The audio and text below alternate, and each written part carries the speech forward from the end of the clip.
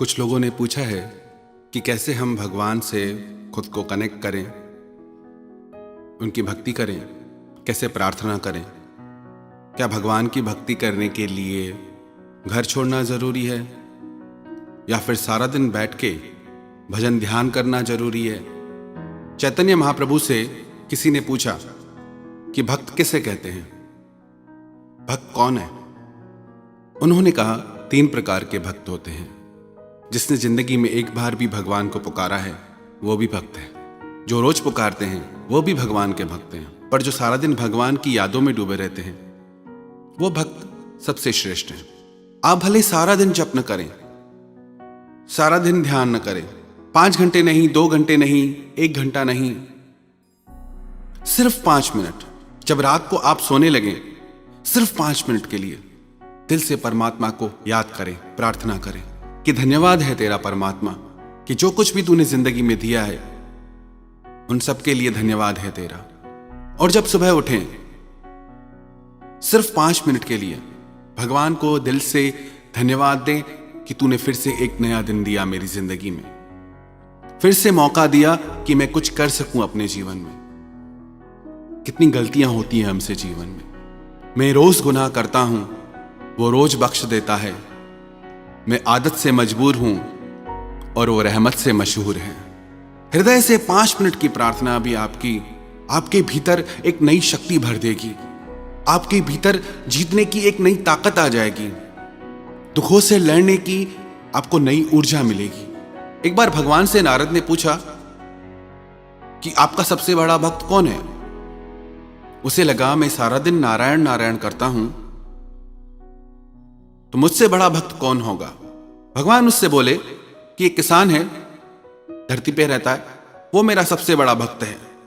नारद को सुन के आश्चर्य हुआ कि मुझसे बड़ा भक्त कौन हो सकता है। उसने सोचा जाके देखता हूं। जब उसने उस किसान की दिनचर्या देखी, सुबह को 1 माला भगवान के नाम की जप के अपने खेतों में काम करने चला जाता था। खेतों से लौटकर रात को अपने घर आकर सोते समय भगवान के नाम की फिर 1 माला जपता था। और सारा दिन कोई जप तप नहीं करता था, ईमानदारी से अपना जीवन जीता था, अपने माता पिता की सेवा करता था, अपनी पत्नी अपने बच्चों का लालन पालन करता था, किसी का दिल नहीं दुखाता था। तो नारद को आश्चर्य हुआ कि ये कैसे सबसे बड़ा भक्त हो सकता है। वो फिर भगवान के पास आया और भगवान से आके उसने सारी बात कही कि वो तो सिर्फ 1 माला जपता है और सारा दिन खेती करता है, वो आपका सबसे बड़ा भक्त कैसे हो सकता है। भगवान बोले चाहे वो 1 माला करता है, पर उस 1 माला में वो एक क्षण के लिए भी दुनिया का विचार नहीं करता, दुनिया की बातें नहीं सोचता और अपने कर्तव्य में पूरा है। यदि हम भी सिर्फ 5 मिनट के लिए भगवान को हृदय से पुकार करें तो उस 5 मिनट की प्रार्थना का असर सारा दिन हमारे जीवन पे रहेगा। पर याद रखना, उन 5 मिनट में 1 सेकंड के लिए भी दुनिया की बातों का ख्याल न करें, दुनिया की तरफ ध्यान न जाए। वो पूरे 5 मिनट परमात्मा को ईमानदारी से समर्पित करें। आपका जो अभी जीवन है उसको आप नोटिस करिए, ध्यान दीजिए और थोड़े दिन सिर्फ ये 5 मिनट भगवान को अपनी जिंदगी के दीजिए। फिर आप खुद इस बात को अनुभव कर पाएंगे, जान पाएंगे कि आपकी जिंदगी में कैसे बदलाव आए हैं। जो शक्ति, जो ऊर्जा आपको मिलेगी उसे आप खुद अनुभव करेंगे। ऐसा नहीं कि प्रार्थना करने के लिए कोई धार्मिक होना जरूरी है। प्राणी मात्र, मनुष्य मात्र अगर परमात्मा को 5 मिनट के लिए भी धन्यवाद देना, अरे हमारी तो इतनी ताकत भी नहीं कि खुद से सांस भी ले सके, वो सब परमात्मा ने ऐसी सुविधा कर दी। हमारी ताकत नहीं कि धरती में से हम अपने खाने के लिए अन्न पैदा कर सके। हम सिर्फ बीज बोते हैं, पर उसमें फल और फूल वो कुदरत, वो परमात्मा की शक्ति से प्रकट होते हैं। हमारे जीवन में भी ऐसे ही खुशियों के फूल प्रकट हो जाएंगे अगर उसमें प्रार्थना का बीज पड़ जाए तो। एक गांव में 3 भोले भाले साधु आए। वो तीनों परमात्मा को प्रार्थना करते थे। उनकी भावना का, उनकी प्रार्थना का ऐसा असर हुआ पूरे गांव पे कि उनके पास भीड़ आने लगी। तो जो गांव का पादरी था उससे बड़ा आश्चर्य हुआ कि कौन 3 साधु आए हैं।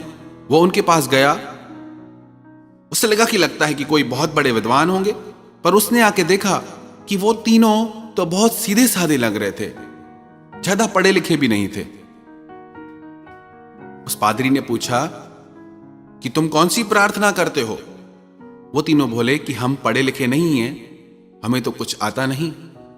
हम भगवान से एक ही बात कहते हैं कि भगवान, हम भी 3 और तुम भी 3 हो, और 3 शक्तियों के रूप में भी परमात्मा को हम जानते हैं, एक बनाने वाले, एक पालने वाले और एक उसको लय करने वाले। परमात्मा की 3 शक्तियां।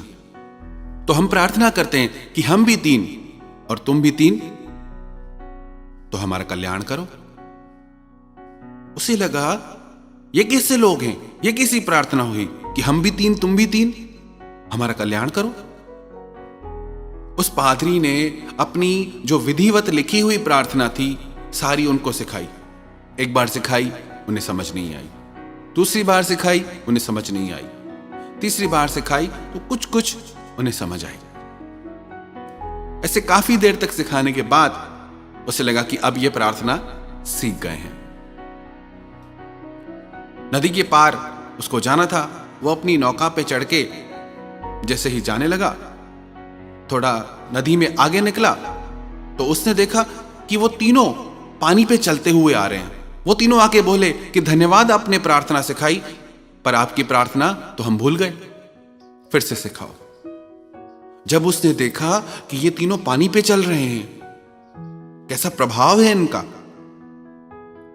तो उसे एहसास हुआ मेरी शब्दों में लिखी प्रार्थना से भी इनकी सीधी सादी प्रार्थना में ज्यादा असर है। कितनी देर करते हैं उससे ज्यादा इस बात का महत्व है कि हम कैसे करते हैं। बहुत ज्यादा चतुराई नहीं चाहिए कि बहुत ज्यादा हमको पढ़ना लिखना पड़े। सरल हृदय चाहिए।